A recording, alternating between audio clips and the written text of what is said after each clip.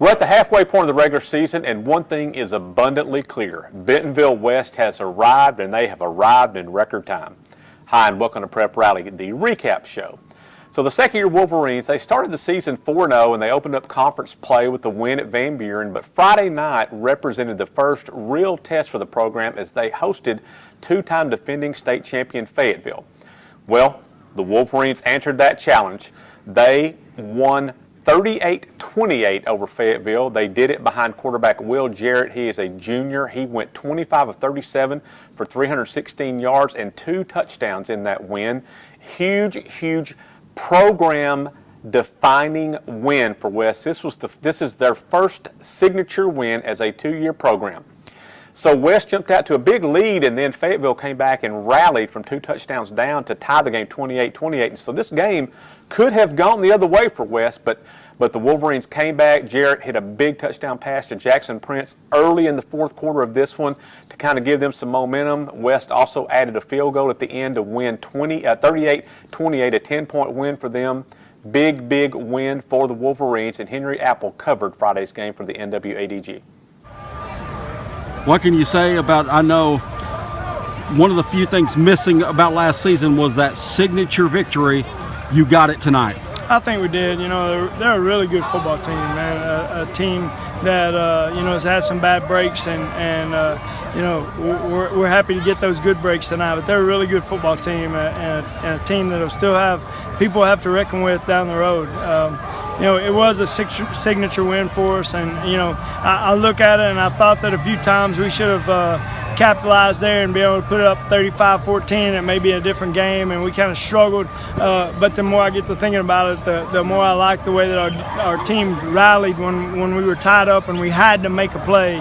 They didn't do like last year and just kind of, you know, wait for somebody else to do it. There was people wanting to make the plays, and then to get a big stop on defense and fourth down. I mean, we couldn't be more pleased with the way our kids played and the way we rallied. And you kind of know this, but from 2.5 years ago when we started here with the little group of freshmen that didn't know anything to turn into 2.5 years later beating the back-to-back state champions in front of a crowd like this and with the student section like that, it's amazing to me that we had a part of this, the growth of something, and build some tradition, and a huge win for our program, huge win for the kids and the school. I mean, it's a huge win for the community.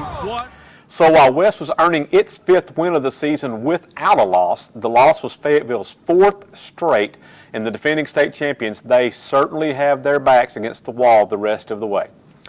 While that game was going on over in Bentonville, over in Springdale, we had kind of seemed like old times as Springdale, both schools came in undefeated, Her-Ber #1 ranked and 4-0. The Red Bulldogs of Springdale High also 4-0. This, you know, represented probably the biggest game in the Zach Clark era for Springdale High. Again, they were, you know, off to their best start since he's been the coach over there. So Gerald Williams Bulldog Stadium was rocking on Friday night. But in this one, it was all #1 Her-Ber. The Wildcats rolled to a 56-14 win. What a game for Grant Allen, the quarterback at Her-Ber, the junior quarterback. He accounted for 5 touchdowns in this game. He passed for 3 touchdowns, ran for 2 more. Wildcats also got a big kickoff return for a touchdown from Tevin Eckwood. It was kind of a momentum-changing play for the Wildcats, and they rolled in this intertown rivalry, 56-14. Scotty Borderland covered Friday's game for the NWADG.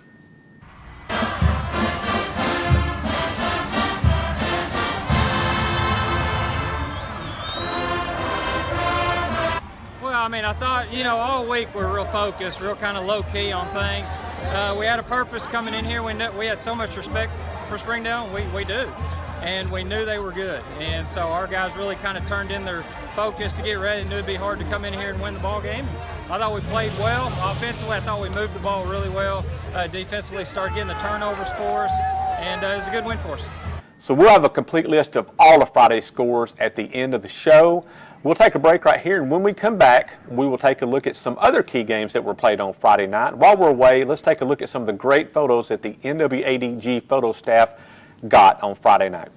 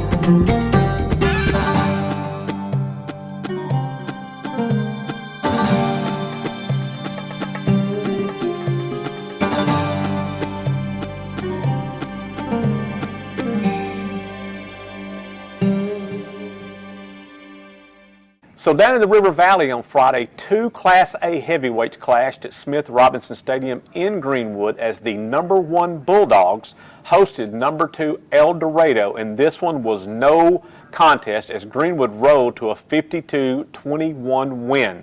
Greenwood had 402 total yards of offense in the first half of this game. Kenny Wood, he is a star running back at Greenwood, rushed for 210 yards and had 3 touchdowns in the win. Here are some highlights from that game.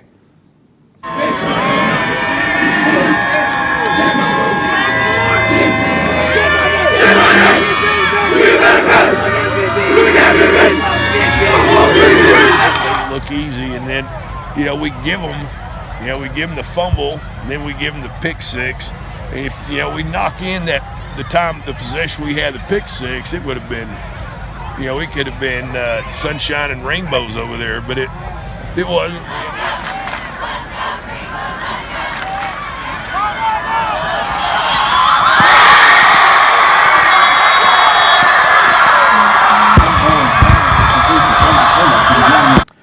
So we move from football to cross country as the annual Chile Pepper Festival was held down at the University of Arkansas on Saturday.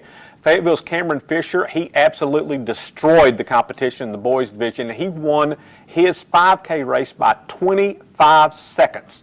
I mean, that's like him running against me almost. Of course, it'd be like 10 minutes and 25 seconds he'd beat me, or even more than that. Maybe I'm even considering myself even faster than I really am. So what a big race for Cameron Fisher. He clocked a 15:06 to win the boys 5K. Next closest runner was not even in the same zip code, I don't think. So over on the girls' side, it was Victoria Finley of Blue Springs, Missouri South High School. She broke first in the girls in 17:40. So big wins. A lot of runners there for the Chile Pepper every year. This is always one of the biggest cross-country events in the region. So congratulations to all of those who competed on Saturday. That's it for today's show. Be sure and check out our preview show later this week. We'll take a look at Week 6. Yes, we're already into Week 6 of the high school football season, so be sure and check out that later in the week, and we'll also have some volleyball as part of that show. Thanks for watching, and we'll see you next time on Prep Rally.